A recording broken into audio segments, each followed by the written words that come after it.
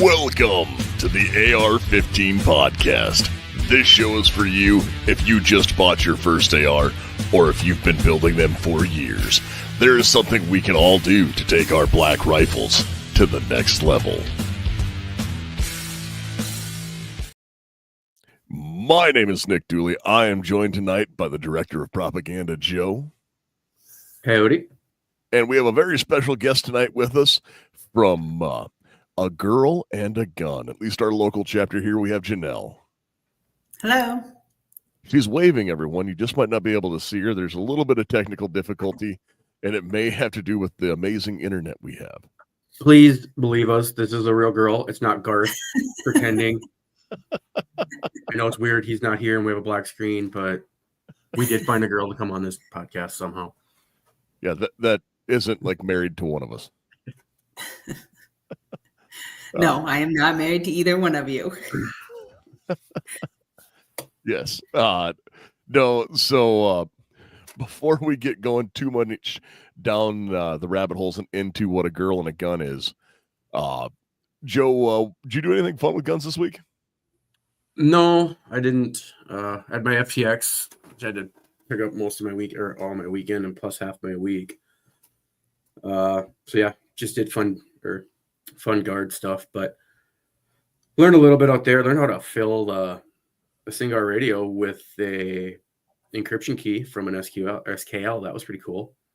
I don't know why they thought I was the one that needed to do that, but other than that, no, it was cold, and we found out that if we would have done an FTX, we probably would have struggled pretty hard here in June for our annual training because we had a lot of stuff that wasn't working correctly. So it's why you do those before you go to the big exercises. Yeah, having that little refresher is oftentimes a much needed thing. I also had drill this last weekend, but I did get to do a little bit of fun stuff. I was just working with the headquarters there and running the EST for them, getting them ready to go to the range. So I talked about range stuff and get a lot of that stuff going. We already have viewer questions coming in for a girl and a gun. But before we get into that, Janelle, did you do anything fun with guns this week? I did, actually. We had a chapter event on Monday for A Girl and a Gun. And this last week, I took a course on, it was called Shooting to the Speed of Efficiency. And that was a really good course. I learned a lot in that course and picked up my pace. That sounds like, the title of that sounds like a mouthful, but it actually sounds like a very thinking and intellectual way to go faster instead of just like hit the gas. Yes. It sounds like that till the wheels fall off drill that we were doing down in Georgia. Like, yep. Go faster. No, go faster. Like, we don't want you putting them all in the 10 ring. You have to be, you can pull the trigger faster if you're not losing that group. So it's an interesting concept. Where did you take that class at? Down in St. Louis. By the name of the company is Guardian. Okay. That I think I've heard of some of their stuff before, just looking at it from some of the instructor circles. And that sounds like a really interesting class. I'm gonna have to look into that. Yeah, the instructor is Josh Logan, and the company is Guardian. Yes. So you can see the first one. And how can I refer a girl and her daughters to sneak into a class when her husband is a pothead crybaby that's afraid of guns?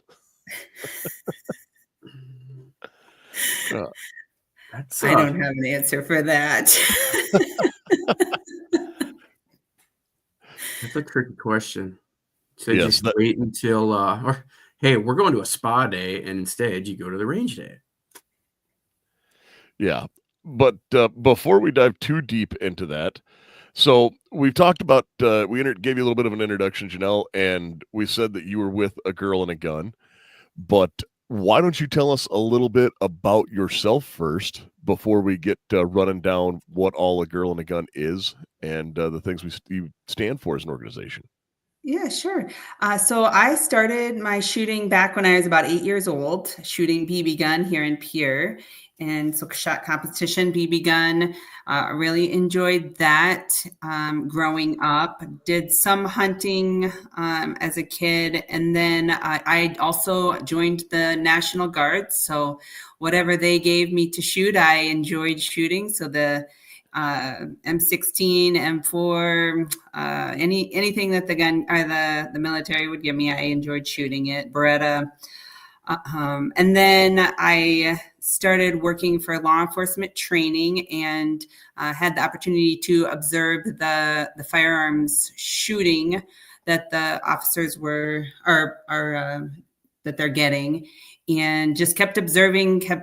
My interest is just really in firearms, and started taking. I ended up taking an NRA instructor course, and just really slowly over time have been continuing to improve my own skills and improving and enjoying teaching others about firearms, and taking as many courses as I possibly can to, again, personally grow, but then also to be able to share that knowledge with others. I really enjoy doing that.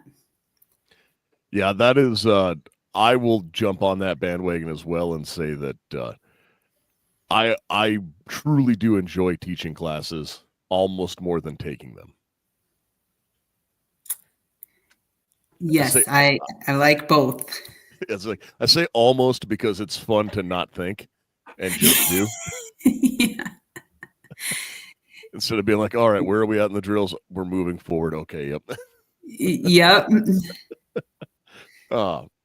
So you have a long history in firearms, and that goes back for, you know, I've known you for well, a minute, and kind of always been around where we both have, you know, ancillarily been involved in guns and hunting and stuff the whole time as well.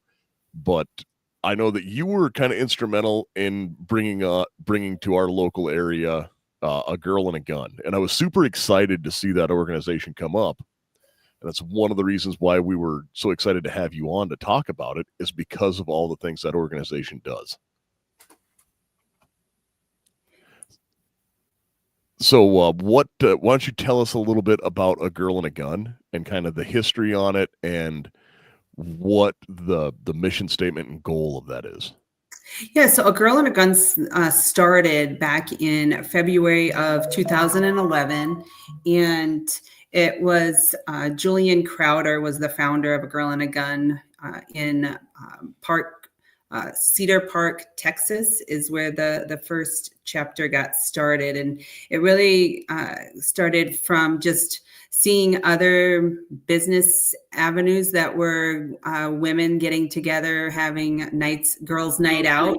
And so she wanted to do the same thing in the with firearms. And so they started a small chapter, and then by 2015 they had over 100 chapters started, and then it's just continually grown over the years. Juliana is no longer with A Girl and a Gun. It is now I'm trying to think now. This is where it's like, oh, I'm on the spot and I have to think about this. Yeah, I do. So Robin Sandoval, sorry. Robin Sandoval is now taken over the Girl and a Gun headquarters and is really growing it. We are now in over 50 states and have over 300 host ranges across the United States. So it's really growing and continuing to grow. I know that's awesome. So, like, when you say it's growing, I've been involved in the, you know, kind of the industry side of the firearm space for a couple of years now, or well, going on 10. And I would say in the last 5 years, well, like, shouldn't even say I would say in the last probably 6 to 7 years. It is amazing to me the number or the exponential growth I have seen in females getting involved in firearms and shooting sports in general. Yeah, absolutely. We in South Dakota, we have now 3 chapters. So is a chapter that's out in the Greater Black Hills, one in Sioux Falls, and now we have one here in Pierre. And we currently have about 30 members in the Pierre chapter. So that I think is pretty good for the size of Pierre, and hoping to continue to grow that. And I'm not sure what the numbers are for Sioux Falls and Rapid, but I think that they have a pretty good number of women that are showing up to those chapters, and would agree that, yeah, women shooting is, even with the price of ammo and all of that's going on in the firearms world, women are still showing up and wanting to be educated and to learn about shooting. From that, Yeah, I know. I say from that group of 30, like you said, you came up through those 4-H and shooting sports here in Pierre, which has a storied history of some really good shooters and good teams. Do you see a lot of the girls that were involved with the shooting teams? Are they the ones that you're seeing, or what is bringing them to the at least in the local chapter? What's their reasoning, or what's their background to coming to that organization? Yeah, well, the common theme that I hear from most women is that their husbands are shooting and they don't want to sit on the sidelines and they want to get involved. Or their husbands have taken them to the range, they have a gun and they're not comfortable using it. And so they want to get more comfortable with being able to use a handgun or whatever the rifle, shotgun. We incorporate all of them. But I think that's the main thing is that women that are showing up, most of them don't have there's a wide variety of women, some that do have quite a bit of experience, and then others that this is their first time of even handling a gun. So, but I would say that a lot of common theme is they want to become more educated around firearms and confident being able to use them. I would say that that really checks out from what I've seen. I know that I get asked quite a bit. It's no secret, that I'm also an instructor, and Janelle actually sat in on the certification class and had to review things I said. But when I go through, I get asked often by people like how often I have, like, oh, do you ever get any girls in your class? And it's like, a lot of times I've had classes that were primarily female, and it's a lot of women that show up. And I've taught one that, I've made the joke that it was 11 women and a hairdresser. And, that's where that kind of came from. And that was like, there is a ton of women, I see wanting to learn. And some of them are wanting to learn about it because it's, hey, we have this stuff in the house. I want to learn how to use it better. And others are taking their own security into it for themselves and kind of stepping up and taking responsibility for their own security and safety. Yes, I would agree with that too, Nick, is that there's a group of women out there for the self-defense for themselves, that they're wanting to be able to have those skills so that should they need it, they are able to. Yeah. And I know that in working with different organizations, so like I've worked through, with the NRA as an NRA instructor and stuff in the past, they had taken some issue with like using a silhouette style target, because you couldn't use that in an NRA class because they had more political aspirations and thinking about it. And it was for a time, and then it moved on to where that changed. But it was, they didn't want you using those silhouettes because it was, well, that means that a gun is a weapon, and you couldn't call a gun a weapon in a class and things of that nature, because I got gigged on that when I was getting my NRA certs.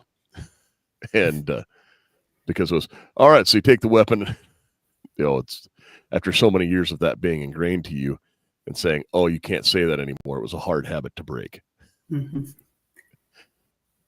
Is that one of the tenets of A Girl and a Gun, that you do talk about the self-defense, or is it more about just the sporting aspects and those things? It's both. It's the shooting sports and self-defense. There's A Girl and a Gun has, so they have a conference, a annual conference every year, and part of some of the classes that are part of that conference are self-defense type classes. And then some of them are the competitive shooting type classes. So it really is a wide variety from education, recreation, competition, and then just the sisterhood of A Girl and a Gun. So it tries to incorporate, I think, something for every woman that's out there and what she's looking for.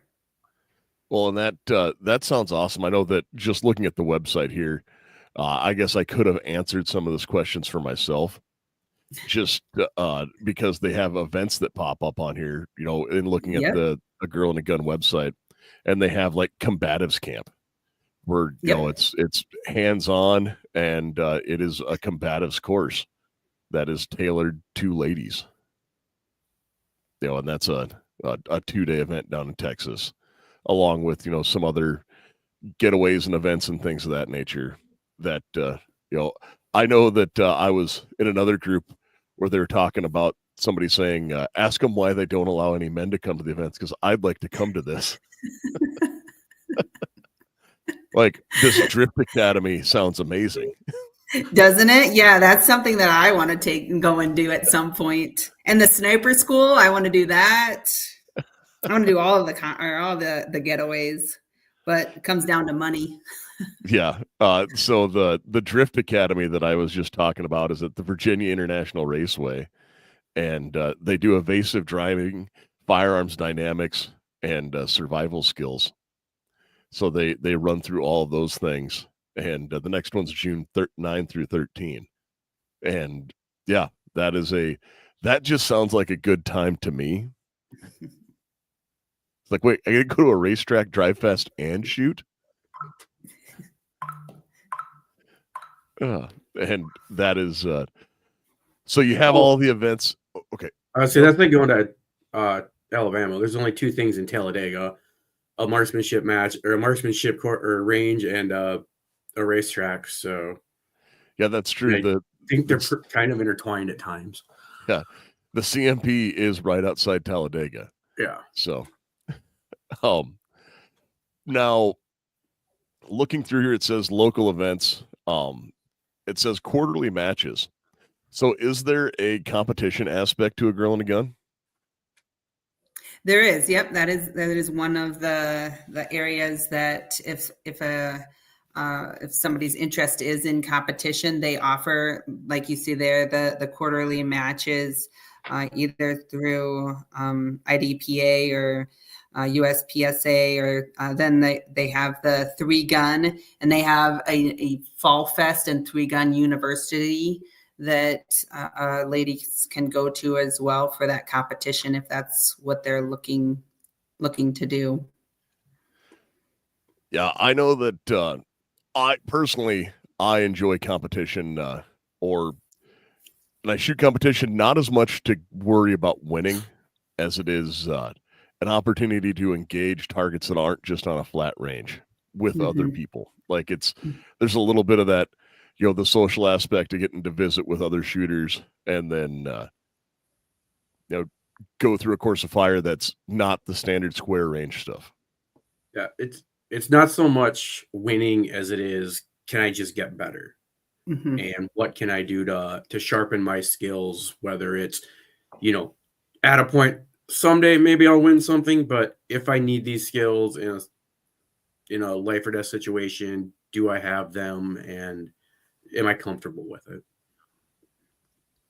So how did you find A Girl and a Gun? Because I know I hadn't heard anything about it, and I don't know, like with Nick either, but until I had seen some stuff on some of the local Facebook stuff that you were starting it. How did you find it? And did you have any hurdles or issues trying to get the chapter here in town started? So I had been looking for just women shooting, like to be able to go and get more training on how to train women.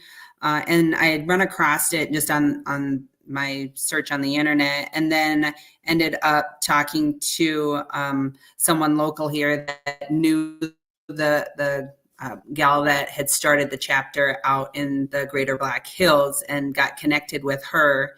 And then that's really, it just snowballed from there on getting the chapter started. I didn't really run into any big hurdles with getting the chapter started here in Pierre. It's just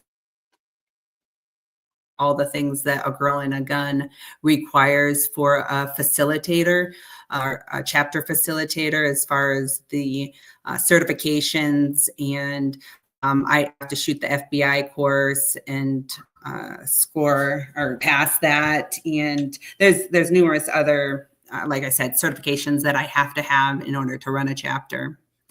It was just a matter of, like I said, going through the checklist to get the chapter started. Well, I'd say 30 members is pretty solid, because our local handgun club barely gets 30 active members to show up on a weekend to shoot. So, and that's both sexes. Yeah, well, we have one female that shoots, and then we have you're probably double the number we get out on average weekend. So. Right now the girls' night outs that we've had about anywhere from 12 to 18 that have showed up for the girls' night out. So, what are those girls' night outs? Are they once a month, or how? So we're meeting. Yeah, sorry about that. I cut you off. We are meeting twice a month on on Mondays.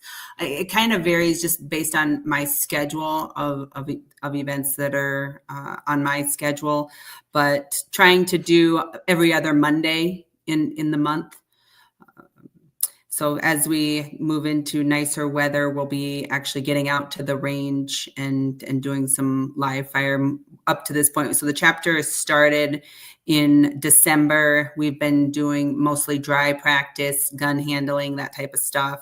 And then come May here, we've got to stop the bleed course in April, 21st of April. And then May. Is that just for the girl with the gun members, or because I've audited 2 of those classes? It is for just the girl and a gun members. So yeah, we'll do that on the 21st, and then May 12th will be our first time at the range shooting live fire. And you guys use the downstream or the GFMP range down here over here in Fort Pierre? Correct. Yeah, we're really blessed to have such a great facility here. And we are, and that it doesn't cost anything to use it. Yeah, that is a fact. I honestly would be terrified to think of how much money I have shot at that place. Just because it's a lot.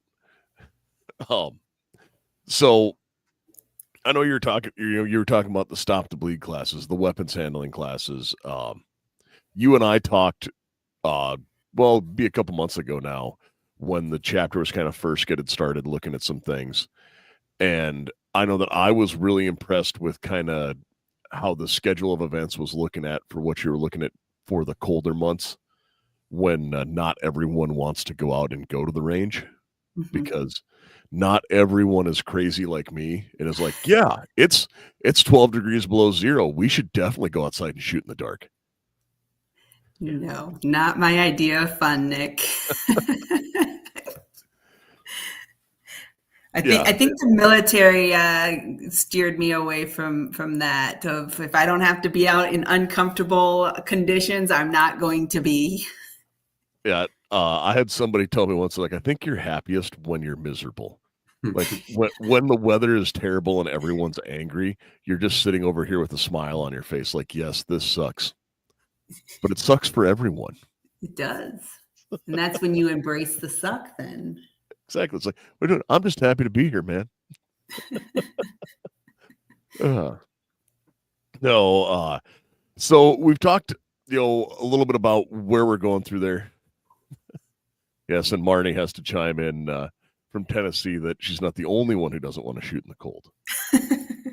I'm with you, Marnie. No, but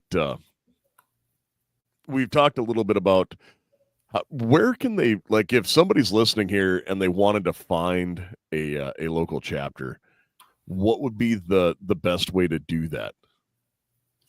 To just go out to A Girl and a Gun, the website, agirlandagun.org. And right on their website, it has a find a chapter, and then they would be able to join that way. It's $50 a year for a membership for A Girl and a Gun.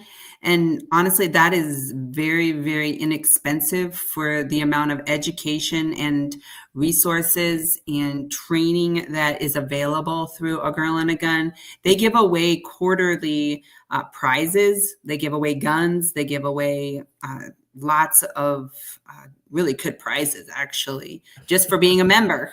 So that $50 really does go a long way. Well, that's awesome. And it does bring up, like you were talking about, the sisterhood and camaraderie, where you can go through and meet other people in your area that might also be interested in guns or might even have other interests that you guys both have. It might not just be firearms. Yeah, we're more alike than we are different. Yeah, I know that I've seen that even going across with everything, it's in the firearm space or meeting people. You find all kinds of people into all kinds of different things. It's not just ultra gun nerds. I mean, that might be me, but that's okay. That's not everyone. I think you're a rare human out there, Nick. Yeah, well, it's me and Art that are doing that. So Yeah. I'm not sure if that's something I should brag about or not. Yeah. No, so go out and find the website. I know that, like, as I click through the website while we're talking, you can see from South Dakota is not a high density population state, and we have 3 chapters. If you get into there's more than likely a chapter close to you. If you pull up their map they have of where to find chapters at, I mean, there's chapters in Hawaii. And they're like one of the most anti-gun places you can go. Yeah, it looks to me there's only the hardest place to find a chapter may be North Dakota. It's because there's like 6 people up there. Yeah. And it's cold. But yeah. Because they only get to shoot from June to July, August. Yeah, so, but that's what we're saying is this is a place where you can go find, a lady can go find a group of people. And I know that sometimes it is easier for one of the biggest benefits, I think, is actually something that some of us were just complaining about. Like I was saying, like, hey, I want to go to some of these events, and Joe said, hey, I'd like to come to this Stop the Bleed, but they are open to club members. And I know that I've seen a lot of ladies that would rather take instruction from a female, and they take a class from me because they don't have another option, kind of. Yeah, I've heard that there. I mean, women we just speak different language. I mean, it's just the way it is. Is men speak differently to men, and women speak differently to women, and not that you can't take training from either gender. Yeah. It's just sometimes preference. And especially for somebody like just starting their firearms journey, it can be a stressful experience just because. I've always said, like, yeah, I get it. A gun is a scary, and loud thing, and that's something not everyone's used to. So having that where you're going through these new experiences with something that is inherently dangerous, you want to have the highest level of comfort possible when you start learning. You don't want to get thrown into the deep end. And Correct. that's where I think, looking at this where you have scalable training and like, hey, this is what we're doing. We're going to start here. We're going to move on. This can move into, oh, you want to do competition and go fast? Well, great. We can do that with you over here. We can also move on to looking into other things and just getting that basic familiarity over here as well. And kind of offering that broad scope and reach to everything is a really intuitive and great way to bring more people into the shooting sports for a way that will last.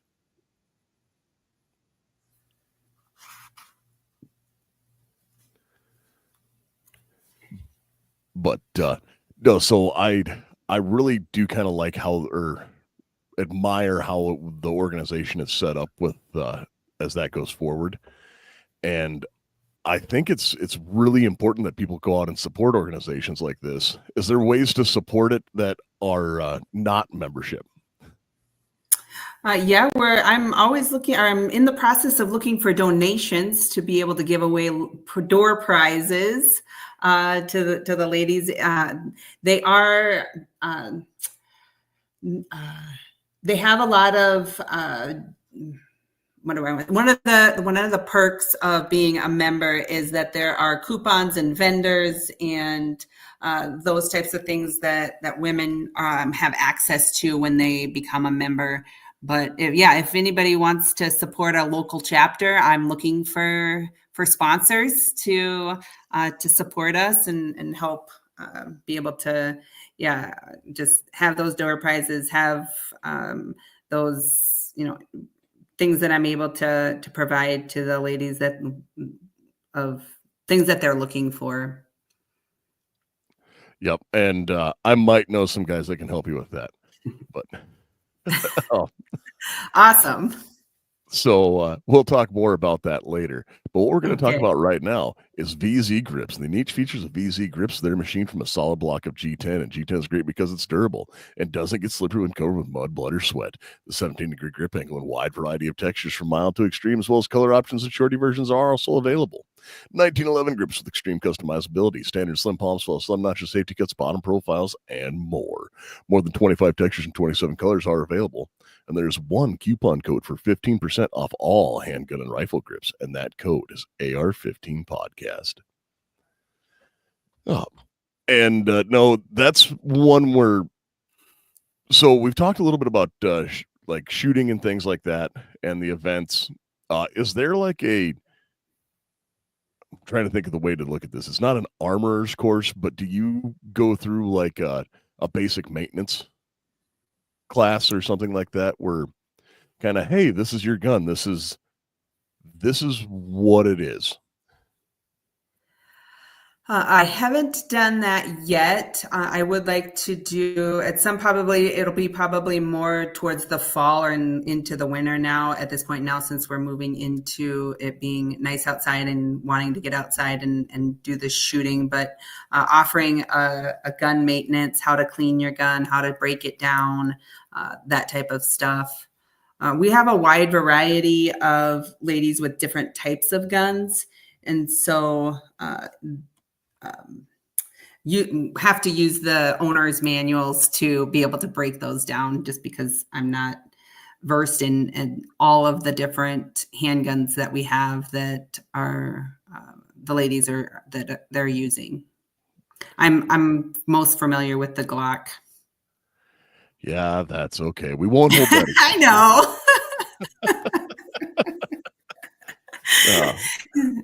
Yeah, I know that like I talked about earlier, not everyone is an ultra nerd who looks at it and it's like, oh, hey, I know how to do this. This is just like a Savage 1907 or 1905, the original striker fired pistol. And then go through a course of conversations that me and 3 other people on the planet care about. But I know one of the things that I'm interested in is building my own AR. And at conference, they have a course that they offer at conference. I'm not taking it this year, but it's one that's on my bucket list to be able to do, and that I would then be able to bring that back to the chapter to possibly do that in the future as well. Well, if you decide you need help with that, you just let us know. I figured I know the right people to reach out to. Yeah, we can definitely help with something like that. And that is so I have more questions now, and this is going to kind of get into the weeds, and I'm not sure if it's topics you've covered at courses or it might just be giving you ideas. So hang on as we go down this ride. Okay. But I know that you've mentioned a lot of the ladies have a large variety of different guns.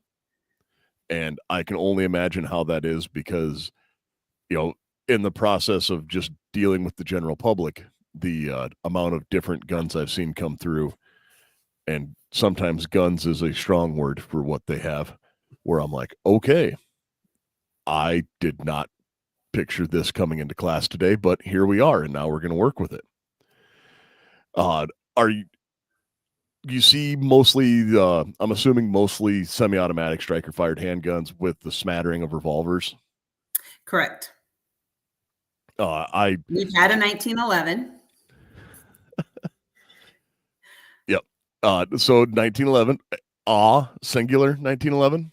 Yeah, one. What was it in 45 as God intended, or was it in 380 as a baby Browning? I believe it was 380. Yeah. I may know exactly which gun that is, but no, the reason why I ask this is one thing I've always said, specifically when it comes, all firearms in general, but specifically when it comes to handguns, they're a very personal item because it comes down to like what feels best in your hand and like shootability and things of that nature. But so you have those things going through where it's, what feels best in that personal choice of your firearm. Do you get into like holsters and things of that nature and carry? It is, yes. At conference, they have courses where, yes, you'll go through gear check, and holsters is one of those areas that they check to ensure that you have a holster that is appropriate. Right now, with the chapter, I plan on keeping it very simple, off the table type of shooting until we get to that level. And then with a Wahi downstream as well, they don't let you shoot from the holster. So we would have to go somewhere else to be able to do that. But it is part of a girl and a gun is in that competition as well. It just wouldn't work out for the Wahi downstream. Yeah, with their standard rules, that is a thing. I know that they do offer exceptions to that rule with instructors. But here as our listener, Dr. Scary Guy, comes through, and awkward confession, he likes the SIG P238. I know I have a good friend of mine that routinely carries that. That is his daily carry, and has been for a couple of years. And that is definitely I'm not even sure if you can call it a 1911 derivative, because it has more in common with the Colt Mustang than it does the 1911. But that's a conversation for another time. But Klecker Tactical here was talking about the Browning 380s are good for pocket carry. And if anyone was out there and thinking about they might be in need of reliable custom holster, Klecker Tactical is your one-stop shop. Using premium USA source material, Klecker will build you a holster with a variety of styles and colors, along with light and laser options. Whether you're in law enforcement, a competitive shooter, or an everyday gun enthusiast, trust that Klecker Tactical will provide every firearm owner has access to top-tier and personalized holsters, as well as quality custom products you can't find anywhere else. Use code AR-15 podcast for 10% off at kleckertactical.com. And I know that he is making some pocket holsters that we are demoing and doing some research on to see if they work. Garth has them at the moment. and we're running through with those. I have a handful of his belt holsters. I have an inside the waistband and a couple outside the waistband competition holsters that have been holding up really well for me. So, but the reason, other than going into an ad read, as to why I would ask about holsters is I know that inherently one of the things that comes with working with females in the shooting sports, or with carrying a gun, is, oh, I'm going to put it in my purse. And is that one of the things that is talked about, where having control of your purse if you leave a firearm in it? So I have not talked about that. That is a topic that, yes, I would definitely like to talk about as one of our, probably, again, winter topics. Yep. Of concealed carry, what that means, the responsibility of putting a gun in a purse, and the safety aspect of that, and everything that goes along with off-body carry. Because it is a responsibility, and if that's how you choose, to carry it, then you need to be aware of the responsibility and all the things that go with it. So yeah, I've got that on my list of things that I would like to at some point have either a clinic or a class on, as what does that look like. Yeah, and that's one of those where I know that was kind of a baited question, and I shouldn't have phrased it quite that way. It's just a comment, or a question that I have seen a lot, and it's become a kind of a hot button topic in conversations I've had, just because of if you're going to carry off body, you have to do it safely. And you put that as the best way I could, or I could ever hope for, is somebody calling it a responsibility. And being responsible and carrying responsibly is not always one and the same thing. Yes, but I understand what you're saying.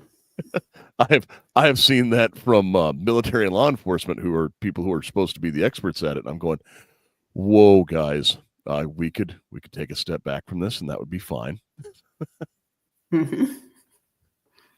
I have long said that one of the most dangerous places to be in South Dakota is West Camp Rapid on Officer Qual Day, when we bring everyone out to shoot pistols for the first time in a year, and that's generally the only time they pick one up in a year.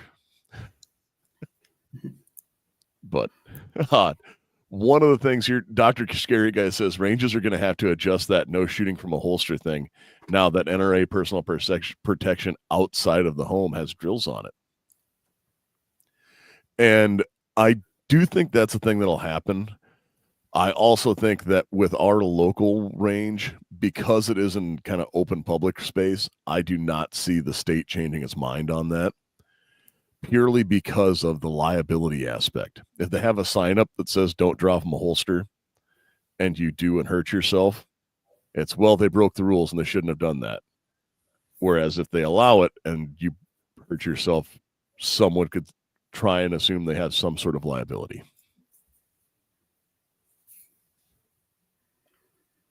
But that's my I am not an attorney speech.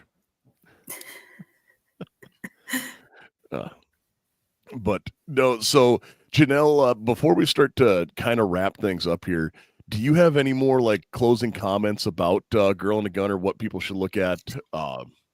Like, again, you said where to find them. Is there any social medias or anything like that, videos where people who are kind of curious could go to and find? Yeah, the best places to go is to the agirlinagun.org website. And then if they're local and want to, Facebook as well, you can just go out to Facebook and Instagram and type in A Girl in a Gun. And they have accounts out there that you can become a member of if you're interested in it. But our local chapter is the Capital Area chapter. A Girl in a Gun, Capital Area, South Dakota is the local chapter. Yep, and I know that when you click through, it even has your picture up on where it oh, hey, look at this, we have a chapter, and it's a picture of you on the cover of it. It is. Yes. Yeah. A Girl and a Gun women's shooting is the National Shooting League Facebook page. If anybody wanted to join that,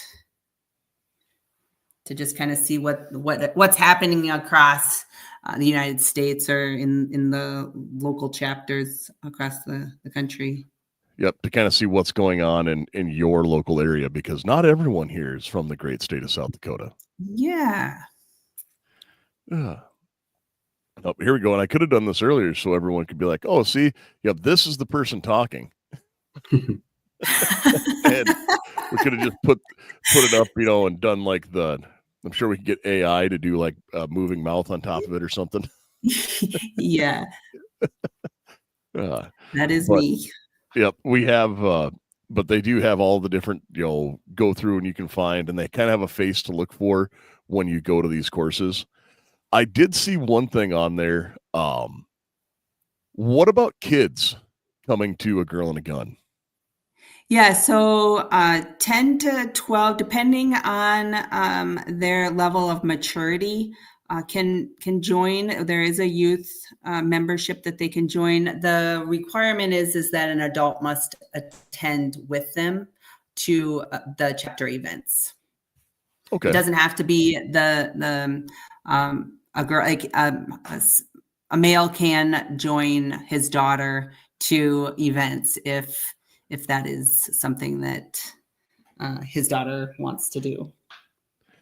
Okay, so it's something where it's, hey, my daughter wants to get involved in shooting and saw these and went, hey, I want to come to this. Dad just might have to come with for a couple of years. For a couple of years, yeah. Well, I'm just saying that because it's on the sideline. daughter learns, but so that's kind of how it works, and it's really up to the chapter facilitator on. So it may be different for different chapters. It's on what the facilitator is comfortable with, but I do know that there is a youth membership. Okay, and that's one where I think that's a also an important thing to have, because obviously I'm huge into youth shooting sports. I know Joe is as well, and obviously you were coming from Pierre, where we have our, as Joe alluded to, the storied BB gun club that has had several national titles, and going through those things. So getting involved in that and having kids get involved in shooting is the only way to make sure that the next generation keeps fighting for the rights that we have. But no, as we go through here, Joe, do you have any more questions before we really start to wrap up for the night? No, I think we covered anything that it had popped into my head. Well, that's good. I know that there's one more question. It might be, where can you get awesome stickers? Well, you can get stickers from the same people who make our stickers, like our Steamboat Willie here for the AR-15 podcast. And you can get those or our Based Bluey. And all of those come from stickerphantom.com. So you can go to Sticker Phantom, get your stickers, and we have a code that will get you 10% off of any stickers you have made. And that code is AR Podcast. And then we'll only have one more ad read at some point tonight. But no. So as we go out here, I know that Joe said he didn't really have any more. I think we also covered pretty much all of the questions that I had.